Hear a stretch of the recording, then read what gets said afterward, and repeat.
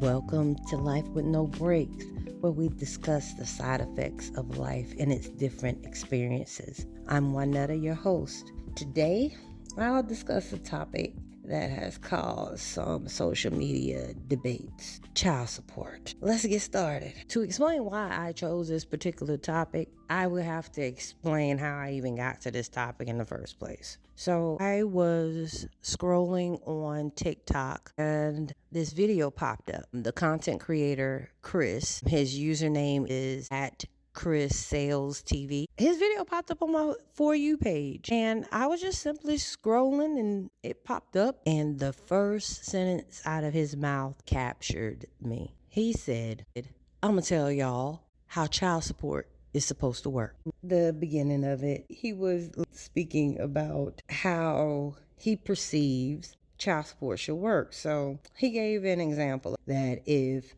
the mother of his child, aka his baby mama, was taking care of their son and she was financially unstable, that child support should be enforced on him. And that was solely on the strength of if he was financially stable and able to provide help to her, but he wasn't helping out at all. He states that he should not ask the mother of his child to provide support to him while their son is in his custody, and vice versa. He also stated that if the mother had the child the majority of the time and they were both financially stable, why would he send her money if she makes more money than him? Let me put a pause on that and put some facts to child support. Okay, so I went on to the Office of Child Support Services website to find out any information about the history and regarding why child support exists. And the history portion was just one sentence. The child support program was established in 1975. But below that, it shows the reason why it was formed.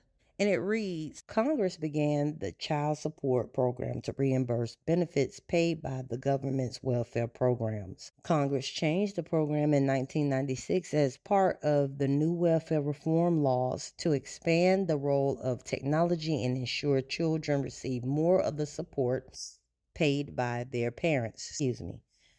Today, the child support program has emerged as a family support program providing significant income for vulnerable families. Technically speaking, child support was created to ease up the congestion that was going on with the government having to pay for children that were not being supported by the absentee parent. That is what I'm getting from that. Everybody's child support stories are not the same. I know from personal experience that sometimes parenting plans are not followed. And as the custodial parent, you will be left with doing the majority of the work, depending upon how devoted the non-custodial parent is in your child or your children's life. Taking care of your child when your child is with you would be excellent, and not having to do a financial exchange for the care of your child because you can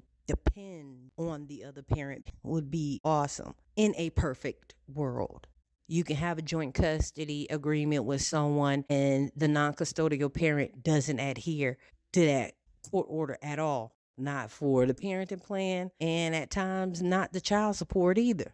And it doesn't feel good. As having a joint custody agreement myself, it's not a cakewalk, and it never has been. I have grievances when it comes to my own personal situation. However, I know that in the end, that the children won't be affected. That's literally the main goal, is to make sure that these kids continue on striving and growing and being kids for as long as they possibly can, because 18 is right around the corner.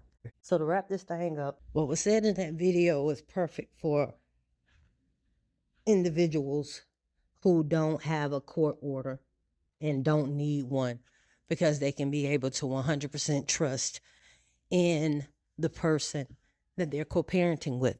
However, having some type of documentation to show what each parent's responsibility is to that child is best. Even if you do not go before a judge, make an agreement, have something in writing that can be used in a court of law in the event that one of the parties do not fulfill their obligations.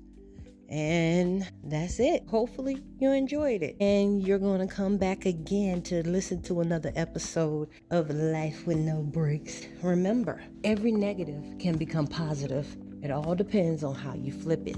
Till next time.